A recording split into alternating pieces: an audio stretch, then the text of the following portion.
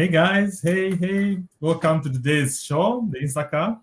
It's nice to see you. See you all guys here, ladies and gentlemen. Just want to maybe say hi to our audience out there. That's right. Welcome to the Insaka Talk Show, people. We have the gentleman in the house. The first show ever. First time we did with the gentleman, right? Nah. Yeah. No, not really, but No. We did? I was not there then. You were there. I think with the guys, I think you were not there. Oh, You kind of missed out, Visca. It comes with memory loss and things that you forget. Pisca travels a lot all over the world, so you know. Since I've been friends with Nelly. Anyway, welcome guys. Welcome to our audience. Today we have very interesting topic and discussions to kind of ponder on. So please stay tuned and also look forward to kind of hear what your feedback, your input about what's going to be discussed. But maybe we can just kind of talk about one of the biggest highlights going on is our own Shipolopolo ladies. Yeah, it's obviously a trending topic. Obviously, we got a big topic today. How do you relate to your kids as parents? But the trending topic right now is the Shipolopolo losing to Japan 5-0. I think as soccer fans, we need to be a little more graceful with the girls. They actually overachieved. Unfortunately, right now where we are is they are the 77th ranked team in the world. So they are the lowest ranked team right now. Wow. So, losing to an 11th ranked team, I think it should be expected. It's not an excuse. But all things considered, leading up to the tournament, I think they beat Germany, they drew, and they had one loss. So I think they've overachieved. We need to cut them some slack and really, wish them well. We shouldn't be too harsh on them. But I think they've done really, really well with the limited resources that we have. That's my take. Well, so I was having a conversation with a friend yesterday regarding the loss. I did not watch the game. I try to stay up, and that's the most painful part, right? Like for those people that stayed up until 2 a.m. to watch it. Yes, it was showing at 2 a.m. Yep. And then only to get beat like that. So the sentiments I'm getting from people is that's not the team that we know. So I wonder, is lack of self-confidence a factor? The fact that the girls are not very exposed to the world stage. Could it have been stage fright, like sports stage fright, if you will? I think maybe that might be a factor as well, because we talked about things like, if you are not well traveled and you happen to be in a place of like affluence, there's that intimidation that comes in that makes you feel like, oh, I may not belong, or there's so much pressure like within our communities, for example, even to articulate well in English, right? Is a thing that these girls have to worry about. Oh, in accent, like just speak Bemba Onyanja. I think that as a soccer team, we need to have a professional translator. Yes. If they're comfortable to speak in their language, then they should be allowed and should be proud and free to communicate in their language. Because I'm a Japanese, they speak Japanese. They'll say it in their language. But why is it that when it comes to us, we put so much pressure on ourselves? I just feel like maybe it was stage fright. There was a little bit of that. I watched South Africa against Holland last night. I stayed up late again. And the level of confidence was totally different. South Africa was confident. They scored first. The Netherlands had to come back and win 2-1 in the 90th minute. But the level of confidence were like, South Africa was like, we got this. We've been there, done that. I think it boils down to practice. You know, the rule of 10,000 hours. It doesn't matter whether you're a soccer fan or a physician, a teacher. If you have a lot of practice, up to 10,000 hours, 15,000 hours, 20,000 hours, almost every scenario is, I've seen this before. I got it. I think our girls don't have a lot of opportunities to practice. Maybe they're only up to 2,000 hours of practice. So there's a little bit of that inexperience shown in the play. Can I? I love soccer. I don't know much about it, what happens, but I think maybe they should give him more money too. Take them to trainings. Take them to England, something. Well, I didn't watch. I'm just sorry that they lost. But then, Victor, like you said, the fact that they even played, that's a win. Like, they should not let this defeat them. Yeah. Hopefully, they will learn from this and more experience, more practice, and give them money. Like when you said, how are they going to play soccer? But I think exposure is also important. Can I just chime in on that, guys? Just going off of what Nelly just says. Well, for me, if you look at the girls, right? First of all, I should believe over 70% of them are professionals. You know, they play in Europe. You know, really? Some of them play in France, in Spain, and I believe in Turkey. You know, like all these big teams in Europe. So the level of exposure, to me, I think that shouldn't be a question. That shouldn't be a factor. You know, they're well exposed. They're able to contain the pressure that comes with the game of that intensity at that high level.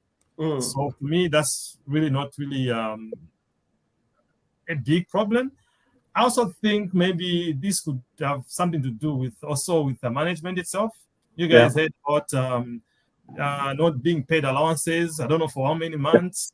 You know, there's that first choice goalkeeper. They need to send her home because she and her friends raised an issue about them not getting paid. So you know, it's a lot. It's like the most unfortunate thing, and I hate to say this, that our Zambian soccer is a lot more political than people think. It is. And sometimes that can also be a factor. Now, disappointingly, I just saw in a video where players are saying, you know, the kind of cleats they were using were not good. So how does the entire FAS, you know, fail to, you know, give them appropriate, shoes for what, regardless of whatever tape they're going to use? It just doesn't make sense. So I think they should more to do with the management and to also avoid all these kind of political and self-interest, so to say. That's just how I think. Yep. Yeah. Okay.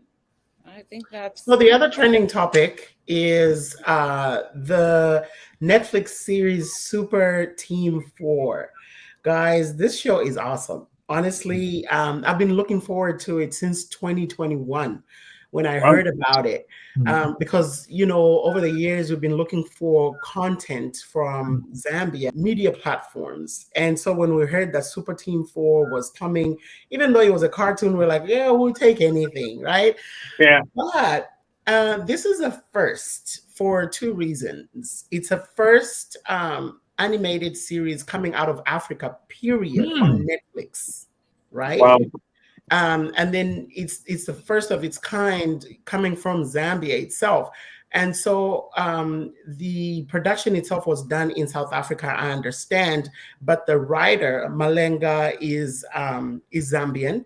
And of course, we have some Zambian voice actors in there. And the intro was done by none other than Sampa the Great. Wow. Nice. Guys, we sat watching this, like the entire family, right? My husband, my mother-in-law, my mother, the kids, and not to give away anything, but there were moments where like, hey, Iwe, hold my chikanda. I can't wait to watch it. Like, hold my chikanda while I fight. You know, it was so funny. Like, watch it and my kids are like, oh my gosh, not chikanda. You know. No, you don't want to risk chikanda. You don't want to risk chikanda. No, he's like, I don't want to risk my chikanda. It's really funny. Like, it will have you cracking up, and and everything else. It's very entertaining. So yeah, watch it with your family. Oh, it's in vernacular or it's in English? It's in English, but it does have some, you know, it will have words like iwe, way. You know, like what's Kanda in English? Period. Yeah, there's no English word for chikanda. It's African bologna. That's what we call it. Congratulations. I can't wait to watch it with my kids. That's what I told my kids next Saturday. It's a movie day. We're gonna watch that. Fantastic. All right. I'm looking forward to saying that we should go to commercial. We'll be right back. All right. Do you run a nonprofit organization in the education, health, and human services sectors? Do you need grant funding for your organization? Or do you need help developing programs to help you raise money for your nonprofit organization? At Vibrant Funding, our mission is to connect our nonprofit partners in the education, health, and human services sectors to the financial resources required to achieve their mission. We support nonprofit organizations based in and operating in the United States and Africa. We offer the following services to new and established organizations: program development, donor engagement and retention, grants research and writing. Contact us at www.vibrant-funding.com or email us at info@vibrant-funding.com. Call us at 404-751-6802 to learn more about our services and how we can help you to have an impact on the world. Vibrant Funding, connecting donors and nonprofits.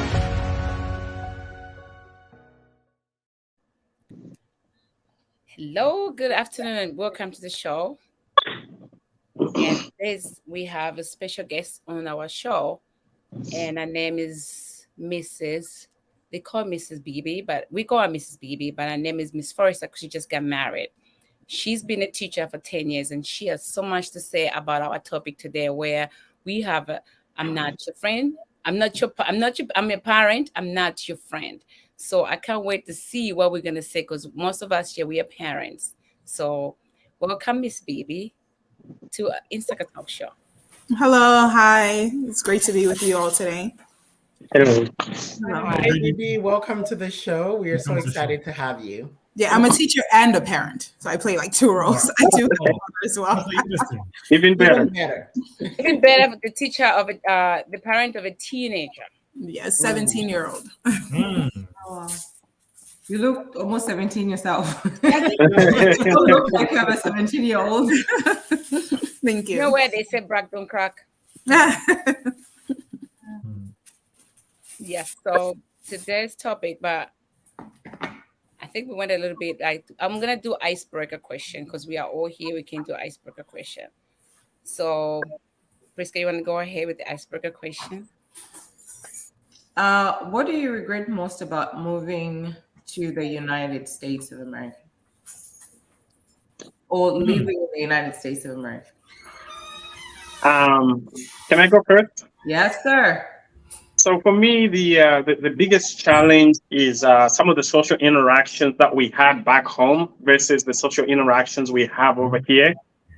It's totally different. Zambia is a very high context country, whereby it's easy to trust your neighbors, and almost everybody and anybody is looking out for the best interest.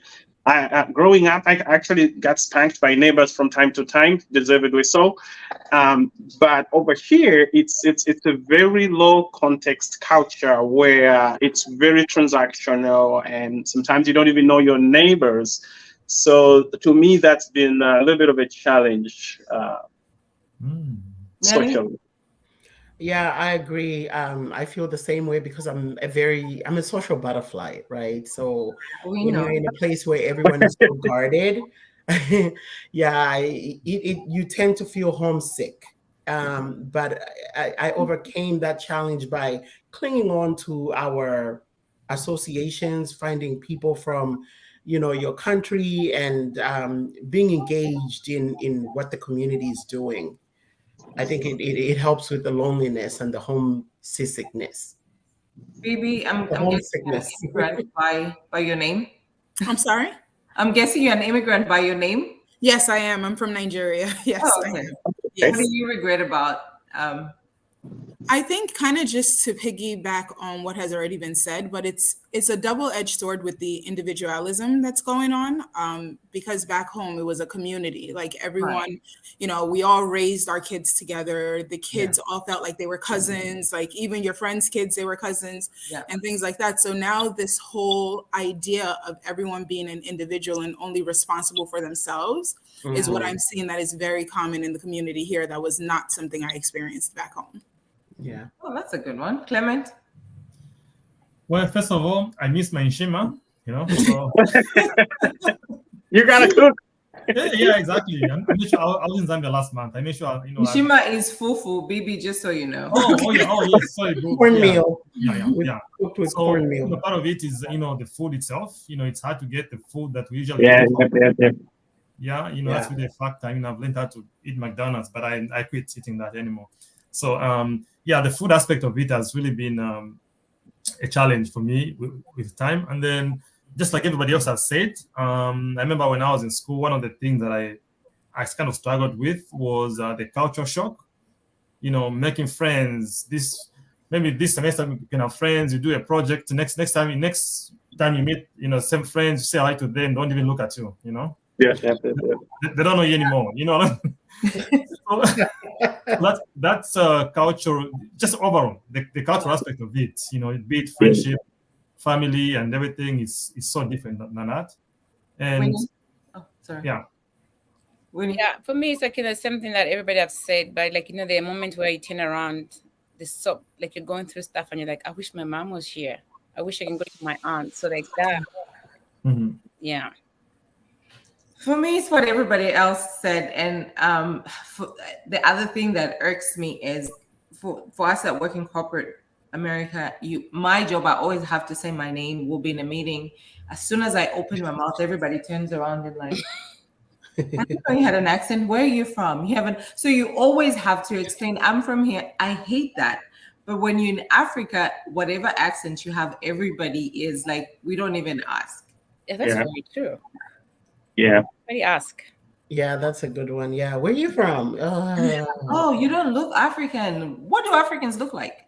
And I turn it around and I'm like, where are you from? Yes. But is that supposed to be a compliment? It's like, come on. Yeah. Yeah. Oh, you're different. Oh, you smart. You this. Oh, it irks me. Yeah. Talk about that. That's we should talk about. We have an interesting topic today. I am your parent. I am not your friend. Mm-hmm. Yeah. Clement, do you want to take over? Yeah, sure. Yeah, it's. It's something that we kind of, get entangled with. Especially those of us coming from different cultures. Coming to raising kids in America. So you just wanna hear what everybody has to say about that. Should parents be friends with kids, or should they be limits or the boundaries on how you kind of relate with the children? So with that, I'll probably gonna chime in and pass it on to Bibi to see what Bibi has to say about that. Yeah, I really love when Winnie told me about this topic. I was listening to the voice note actually with my daughter when Winnie sent me the voice note about the topic, and she was like, Mom, that's right up your alley. That's something you'll be very much interested in. So I'm really glad that Winnie invited me to this because I experienced it on both aspects, right? So my daughter, of course, she is a student at my school as well. So that poses a challenge because I'm her parent and sometimes I have been her teacher in the past.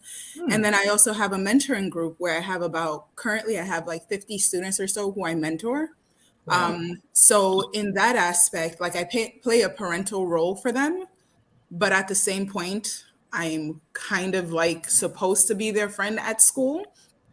So it's really interesting, especially as single parents, because when you're a single parent, there's a role or there's a missing piece. So you don't want to be too strict. You don't want to do too much. So in that aspect, the kids, you try to be a little more friendly with the kids and then they start to see you as their friend, which, with familiarity brings contempt, of course. So yeah, it's it's a really interesting challenge, especially nowadays in this society of like feelings and emotional intelligence and everything being validated and everyone's reality and things like that, because you don't want to damage your kids. But at the same point, you do have to raise them up in a way that society is not going to crush them when they're older. And so, that's a good one. Yeah. That's a good one. So, no, go ahead. Sorry. No, I was just going to concur with her, right? Like this topic definitely, if you flip it on the other side, it's basically saying familiarity breeds contempt. And this is where the topic comes in. I'm your parent, I'm not your friend. So, yeah. Go ahead, Mr. Clement. I don't want to. Once I start. Mr. Victor. Yeah. I want to piggyback on what Miss Bibi said. She mentioned that, if you're in a single parent home, you really got to be careful because you're doing a solo job. But coming from a home where there's two parents, we try to play good cop and bad cop. And so, one has to be the disciplinarian, the other one has to be the cool one. Looking back at the way I was raised in Zambia, my dad was a lot more strict. I'm a little more friendly with my kids because that's what this culture demands. Here in the United States, what we look for is psychological safety. Give the kids a safe space to be kids, to actually especially open up to you so that maybe you start getting a glimpse of what they are knowing out there on social media. Because if you're going to be an old grumpy strict parent and you are not safe to speak to, they'll be keeping things to themselves. By the time you know what they're doing or what they are capable of out there, it might be too late. So I want to be that safe space for my kids, and I want to be friendly. We do a lot of fist bumps in the house. The dog gets traumatized when we do that because the dog is thinking we're fighting. I'm like, no, we're just doing a high five. I don't remember my dad high-fiving me ever. And so, Africa has its own pluses and minuses. I think we have an opportunity to pluck the best of both worlds and try to make it for our kids. It's never easy, but all we can do is try. I agree with what you said and for me, my daughter is 16, and in the past maybe like 6 months, I'm just like, oh wow. I've always been open with her. We've always talked. But then I'm like, I didn't even know my child does this, so my child can say, at what point, like, and this question is for you, Bibi. When you discover that you don't know your child anymore, at what point do you like, okay, let's sit down and talk? Because at that moment, I have screamed, I have punished her, taken the devices. Now, like, how do we get back to reconnecting again? And let me trust you and you can trust me again. Yeah, that's actually a really good question. And I say so because I've had these conversations with the kids that I do mentor that are not my biological children. And, it just depends on how far trust has been broken. Right. How much they feel like they can relate or that you can relate to them, especially because we're these older generations, so we don't know what they're going through. And of course, we've never been there and we've always been perfect and we made no mistakes, and all of these things that they believe. So there does come a point, and for me, it was, I think, when my daughter was 14, when you realize that, wow, I don't know my child as much as I thought I knew my child. But then that comes with the conversations, okay, getting to know them, like you're redating your child almost at that point where you're trying to find out their interests, the things they're worried about, things like that. What has worked for some of the students that I work with is journaling, like mutual journaling, like taking that time out to just kind of come up with a topic and writing things down and then sharing it with each other, and then also letting them know that whatever you say in this moment, in this space, kind of like what Victor said, you won't get in trouble for.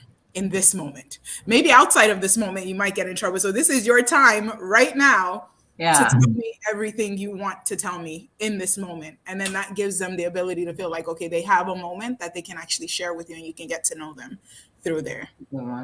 I like the journaling part.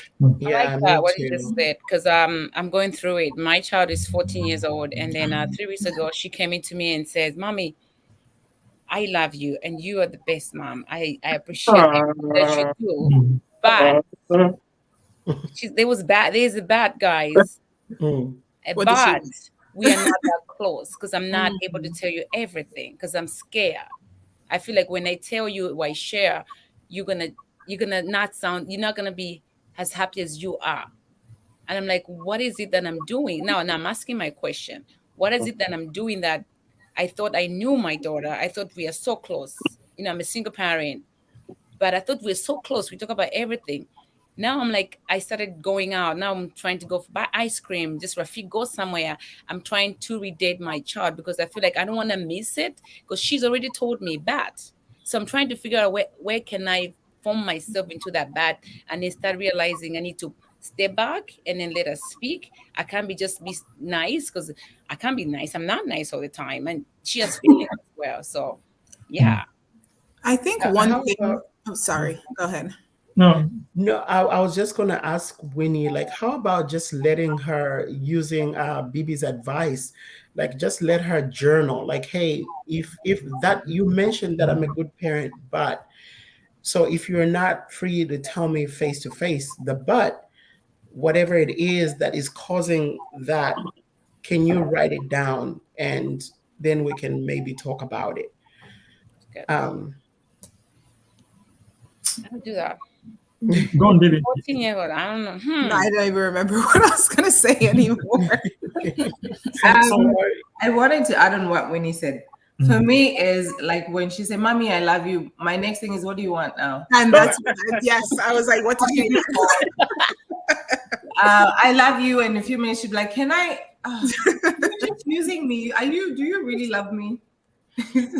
Yeah, I thought I was the only one experiencing that, Yeah.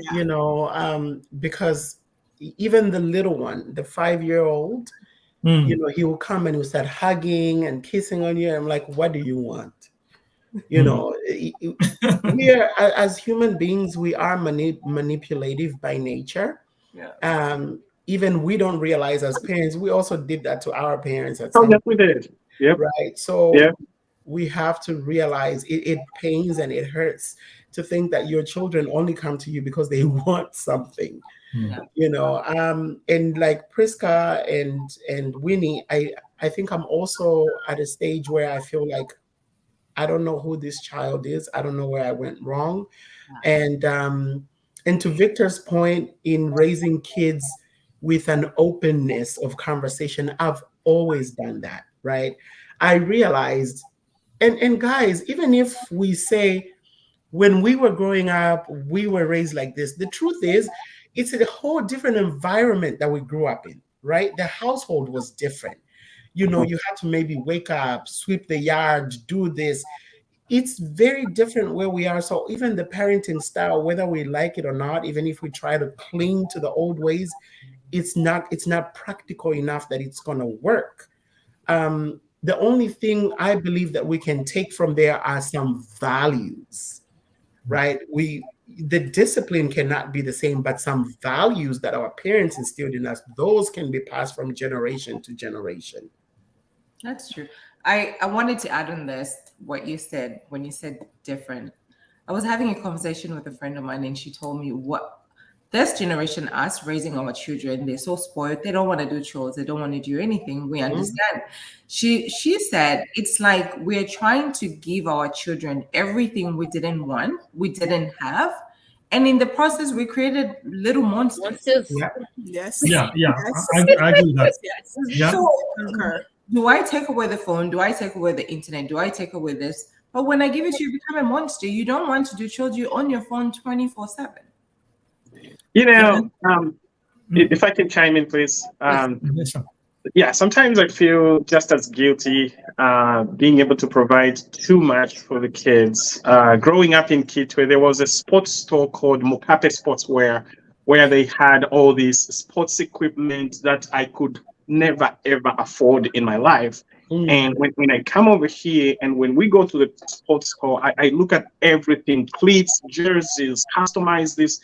I binge buy stuff. I'm like, okay, let me make up for what I missed at Mukape because I couldn't do it. I want my kids to have the best. Now, when we try to create these little monsters, for lack of a better word, they have all these devices. I've been looking for the silver lining in these devices. So growing up, I had an atlas. I was memorizing all these flags and maps and blah blah blah blah. My kids have an app that shows them the flags and the maps.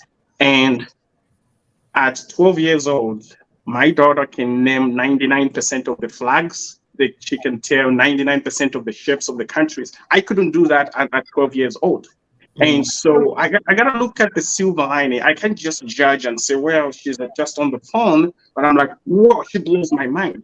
I can't tell every single flag in Africa. My 12-year-old can from an app.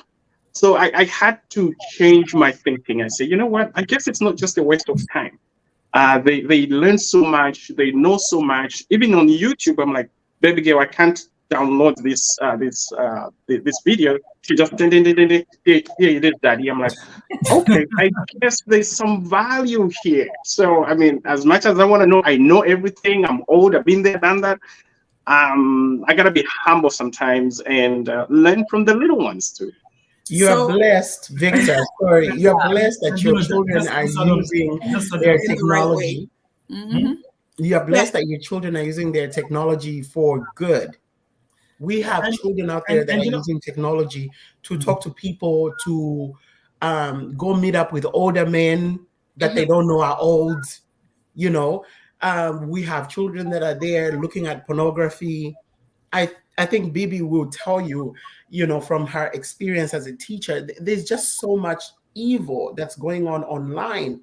Yes, there is a lot of good that technology can be used for, but then there's also the dark web.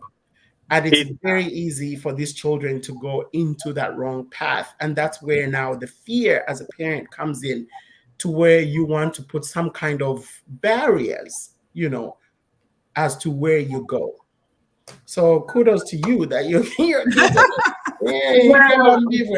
I will tell you that's an anomaly. I will definitely tell you, Victor, with my experience with students, what your child is doing with their phone is actually the exception, to be honest, and not really the rule. Most students are not using it in the way that your children are using it. You know, it's more for socializing and talking and posting and things like that. Not necessarily for learning, unless it's something of interest. This one thing that's of interest, and they fall down a rabbit hole of YouTube and TikTok and all the other things about this one topic. But yeah. And you know what? There could be something I don't know, but some of what they let me know is can be impressive. But there's also social media drama out there. I've seen some screenshots of bullying and stuff, and where we had to get involved. We had to go to school.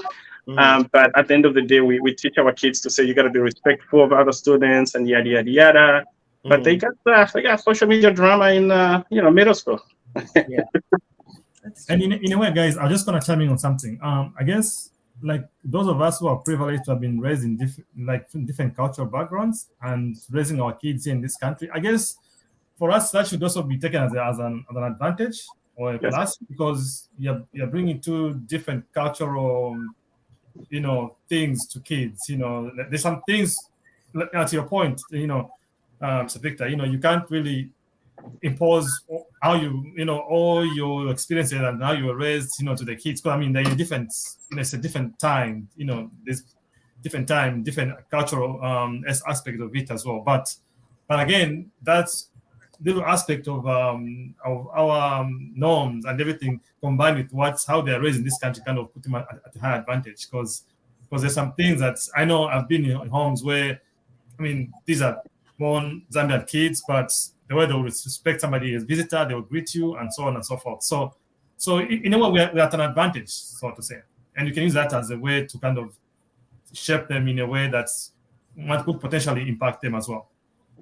So, yeah, I think one thing that a lot of us parents are doing wrong, and not necessarily wrong, but just a little different rather than saying wrong. I think Nelly mentioned it, like the way we grew up is not the way that they're growing up, and the environment is different.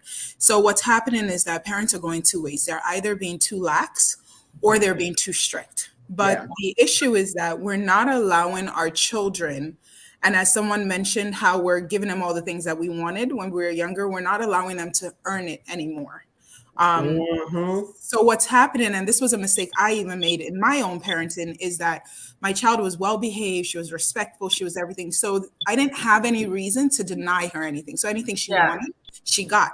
But she didn't understand that it was because of her behavior she was getting this. So she felt entitled to these things. So when the behavior stopped and she was no longer getting the things that she was getting, she didn't understand they were tied together.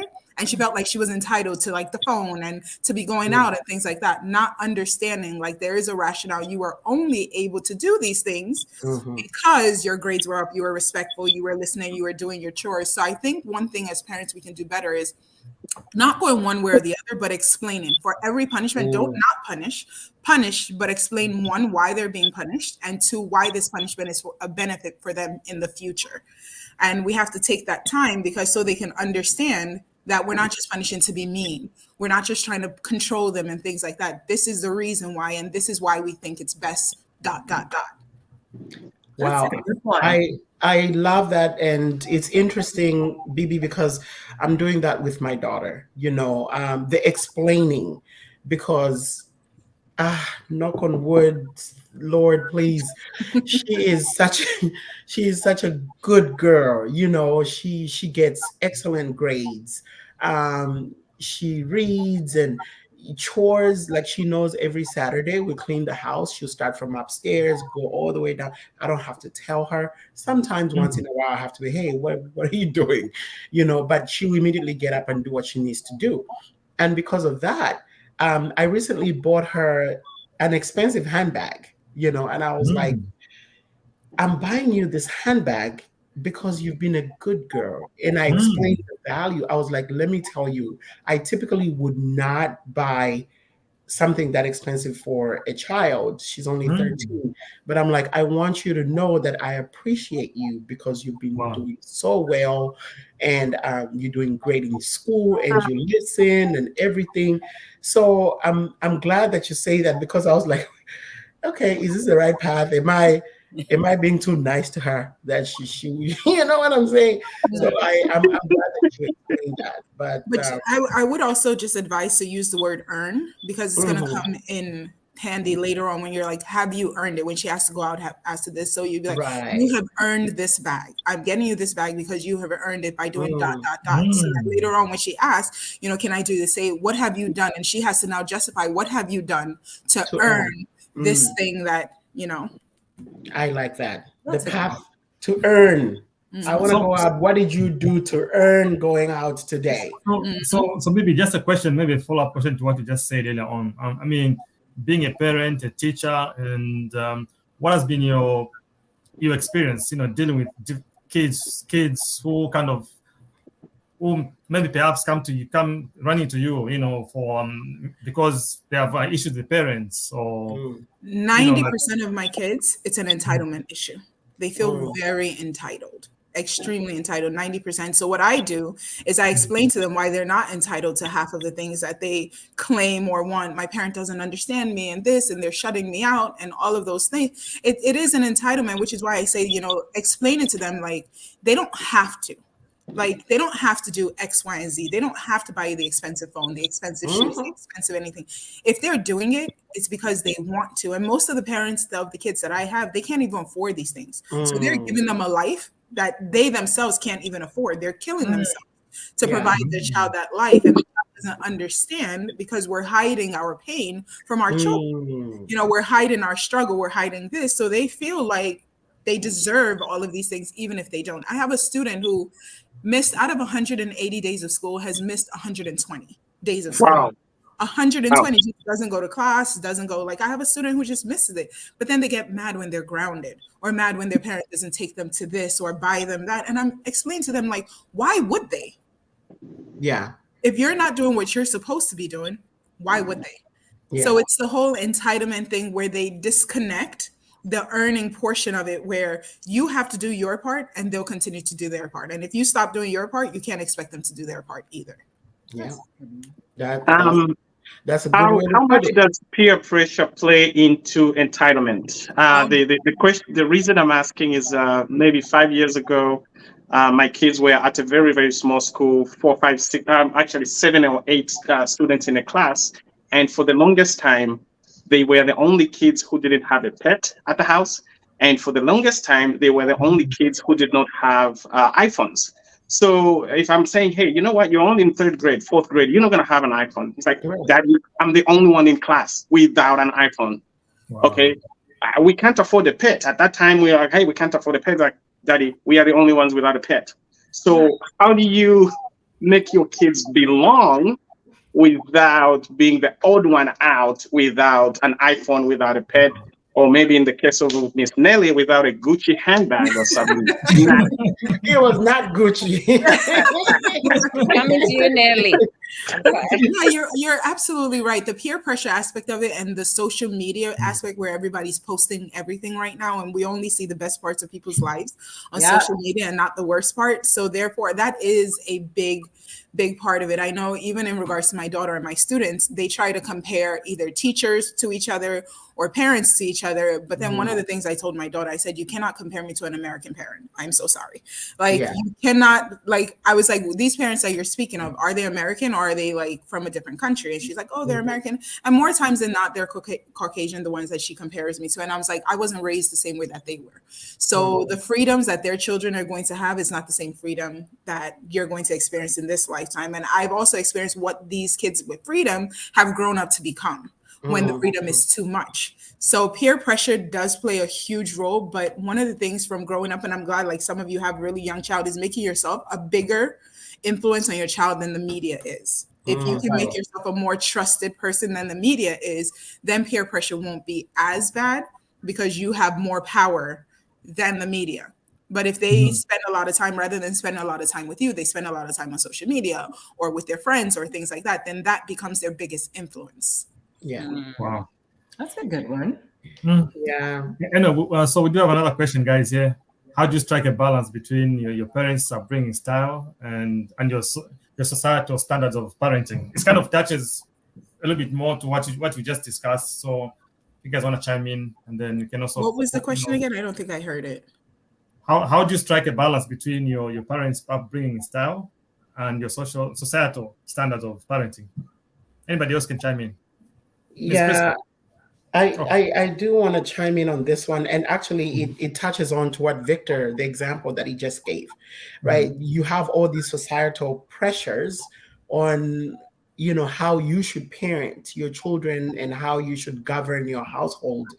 But then again, you have these the parenting styles of your parents, like our parents, that they instilled in us.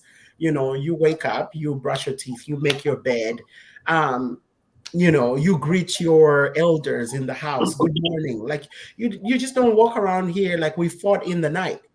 Those are the things. When I say I'm not your friend, I'm your parent, that's what I'm talking about, right? Like, let's draw a line. I'm going to be friendly to you to a point where you can come to me, but don't be so familiar that you're going to disrespect me in my house as if you're talking to another friend, or we're going to pass each other in the corridor and you can't even say good morning, ma'am, or when elders come in the house, Uncle Victor is visiting and you just walk past him like he's a tree. Or they just say, huh? Yeah, like knowledge. You see elders come in and they're visiting your parents' friends. You stop and greet, and in our Zambian culture, you have to kind of curtsy a little bit. Hello, welcome. That's respect. That's what I expect, from my children. So now, how does that upbringing style that is instilled in me differ from what is normal around me? And how do I strike the balance without being the odd one out? Right. I guess I'm throwing the question back. I am struggling with balancing, like, myself with my 16-year-old. And I can't even lie. I'm really struggling because I am now holding a grudge of, I trusted you. I thought, good kid, A student, athlete, and then all of a sudden she just doesn't want to do anything. So I'm like, where did I go wrong? So as soon as she says, Mommy, can I do this? And I'm like, no, can I? She was like, okay. Strict parents make sneaky kids, right? Yeah. That's what she tells me.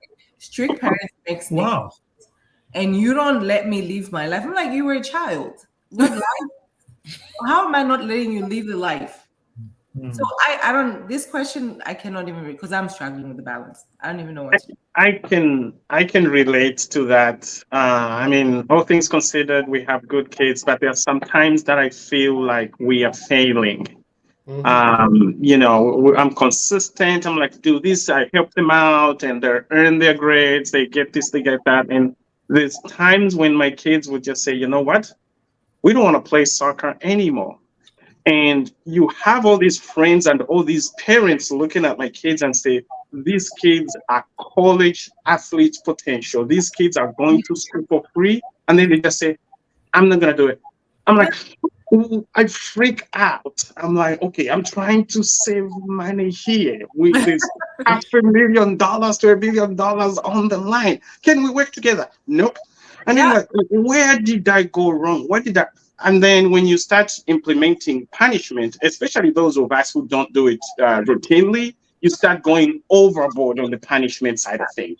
You do A, B, C, D, E, F, G, and then you create more defiance. And then at some point, I just step back and say, you know what? I am not trying to raise a physicist. I am not trying to raise a gymnast. I'm trying to raise a child. Yeah. And so that's where I say, regardless of what they don't want to do or what they want to do, I just want them to be my child. This is not a physicist. This is not a physician. This is not a professional soccer. This is my child. Let me step back and just be there for them. Yeah. Wow. The one thing I would just like to kind of respond to that, when your child decided they didn't want to play anymore, was it in the middle of a season or was it before the season even started? It was a little bit of a challenging moment during COVID. That moment was very challenging for us. It was kind of in the middle of the season. They say, you know what, I just don't feel like it anymore.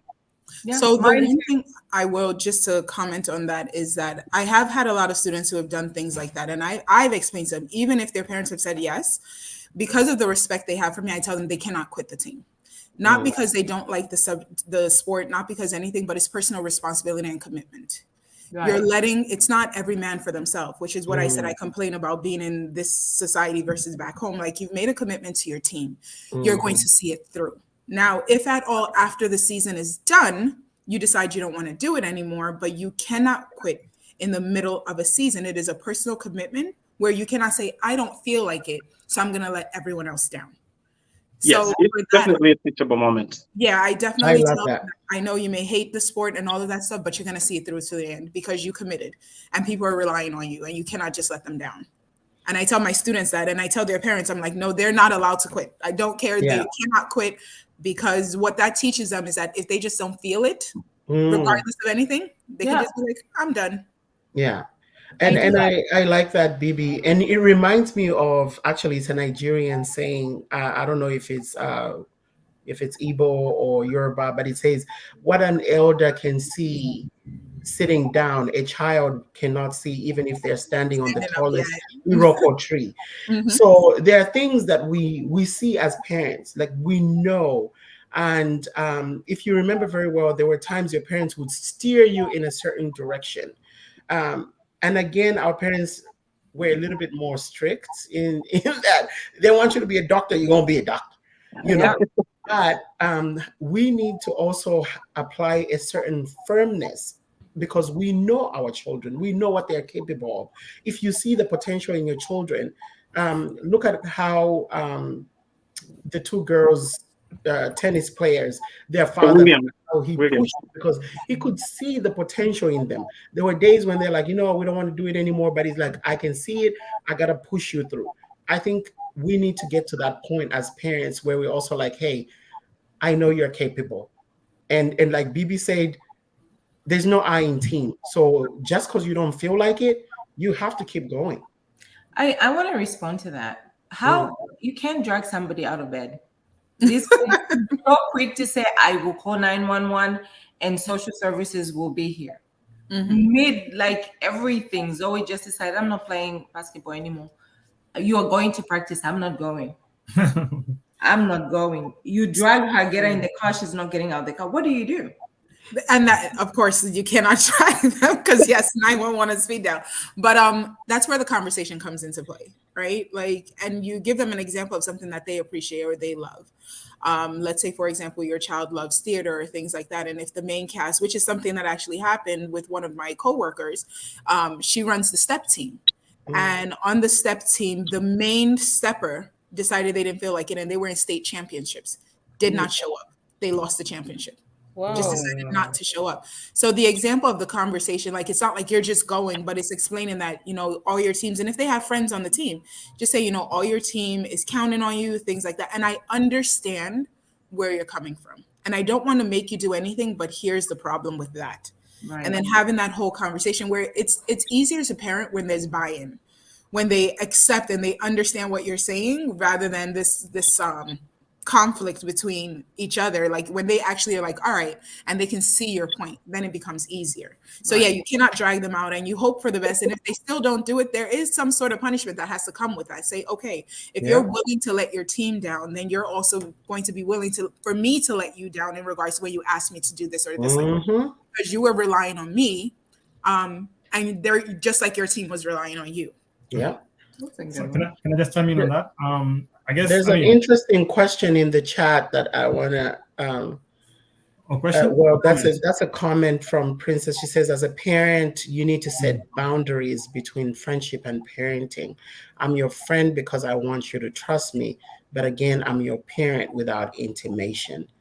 So that's a great. I guess there's supposed to be intimidation. Intimidation, I guess. Yeah. It's a very interesting kind of feedback, and thanks to Mangala for that. I guess to everybody's point, I'm getting a sense that there has to be both a hard power approach and a soft power approach. There's just some things that are non-negotiable. As a parent, you have to stand your ground, irrespective of to Mr. Victor's experience. Where you have a child, being in a group where the friend's parents are able to afford whatever it is that iPhone and everything, but if you yourself as a parent, you can't afford the iPhone, what are you going to do? You just have to stand your ground as a parent. Say, this is black or white. I guess that's just what I would do in that case. Oh, that's a good question that they just posed in the chat. You should have been asking that question. Is it okay to beat your child when they go wrong? Oh, that's a hard question. On the media. This you only do it at home. We African parents, we only do it at home. When you go to Africa, don't be saying that, Henry. Not in America. Not in America. Can I tell you a trick about that before you chime in? There's this. You guys know Bob Nkosha, the comedian from Zambia. He once said, "You parents in the diaspora, what you should do is, you set some emergency money aside. If your child misbehaves, just get on a flight, go get to the airport in Zambia, whip that child, and come back." Yeah, that's an expensive whooping. Yeah, but eventually beating even stops. Like sometimes the kids, I remember when I was in boarding school in Nigeria, like the teachers used to beat us for getting bad grades and things like that. And eventually we were able to, what we say, chop cane. Like you can eat the beats and you just dust it off when they're done. So to some extent, beating sometimes doesn't even work. Like it's up until a point. Like eventually it's just physical pain, but nothing really changed or happened or anything like that. So guys, can I ask a follow-up question? Maybe just to all of us here. Yeah. At what particular time, would you want to, have that open-ended, friendship or relationship with the child? For instance, boys versus girls.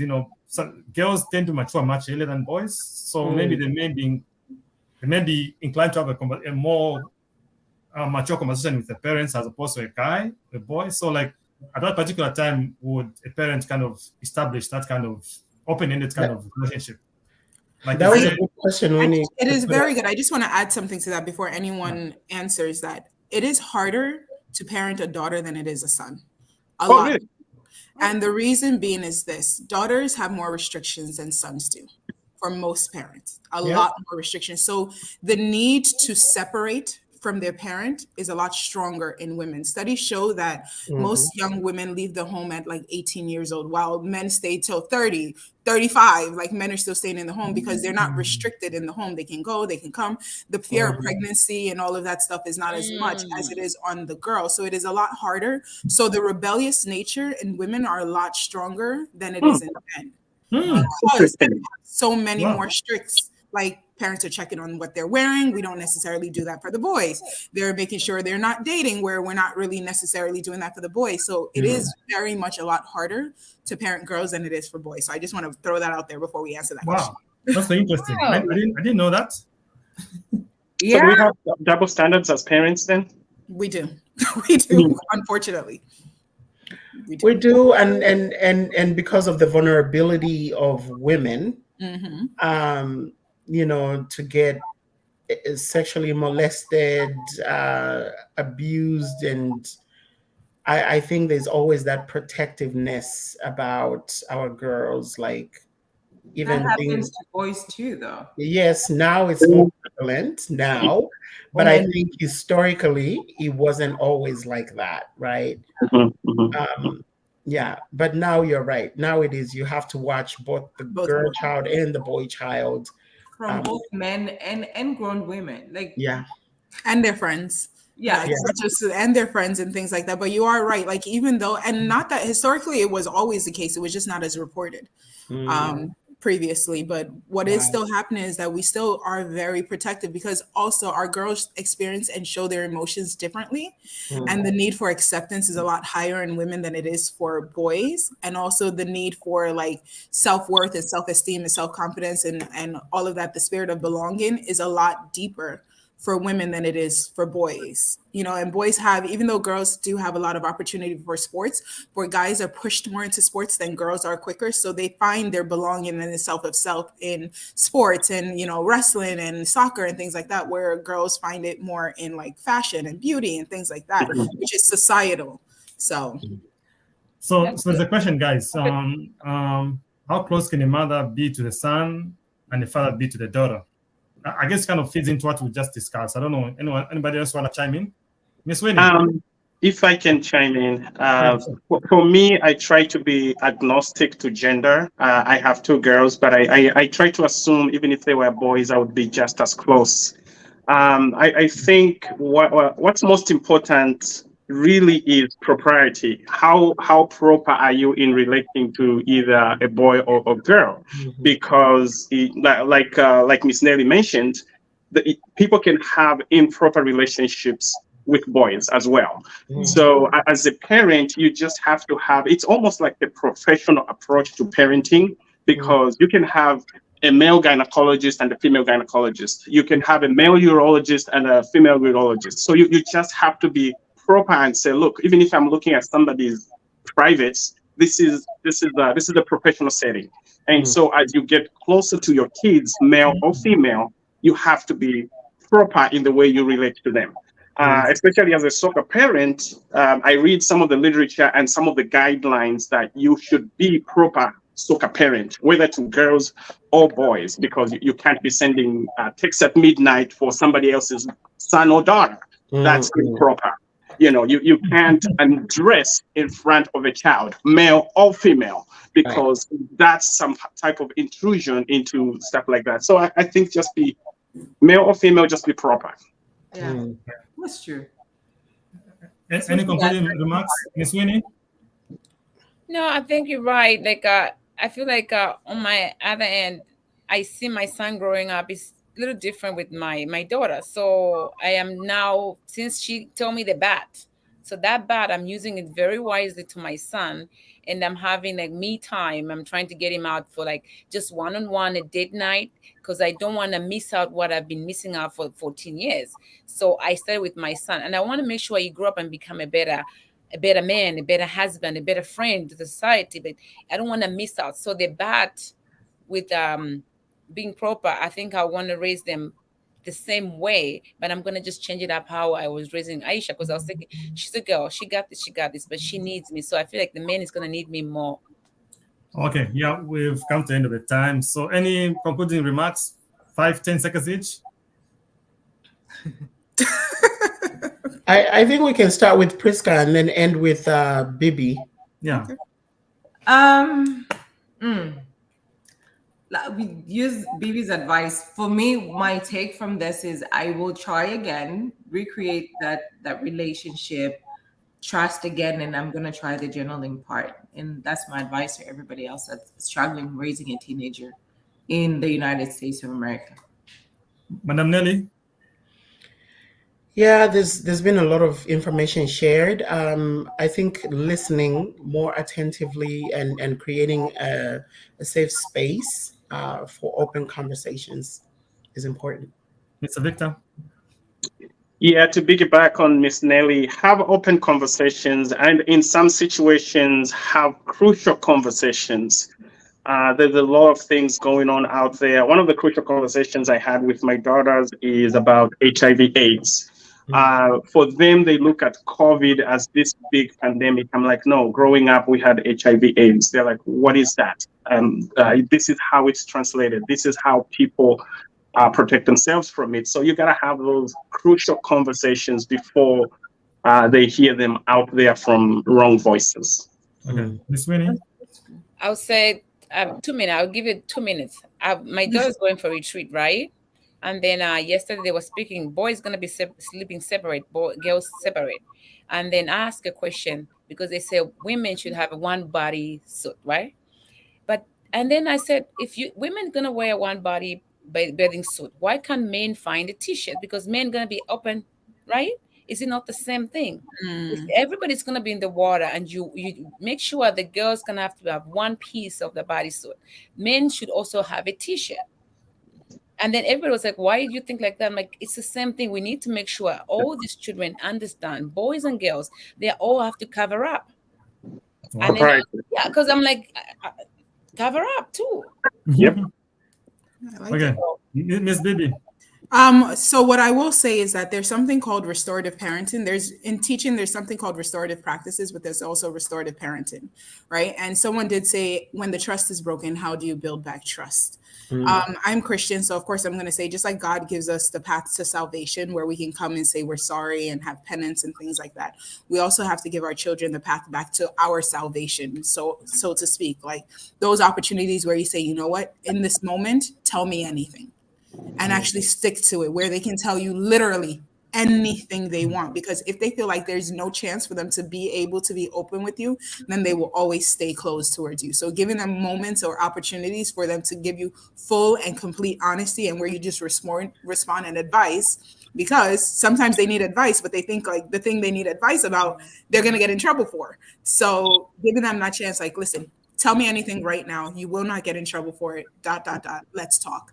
And giving them that chance might be helpful. All right. Oh, that's interesting. I guess with me, just maybe one or two words thing. I guess being tough on kids does not imply you don't love them. You know, sometimes you just have to exercise that tough love. It's for the good of their future, and also to shape them in a way you want them to be. With that, we've come to conclude today's segment. It's been very interesting, ladies and gentlemen. Thank you so much for your input, for ideas, and to our viewers as well. Your comments and everything, we do appreciate you, and for also supporting us. So with that, we say goodbye. All right, thank you. Bye.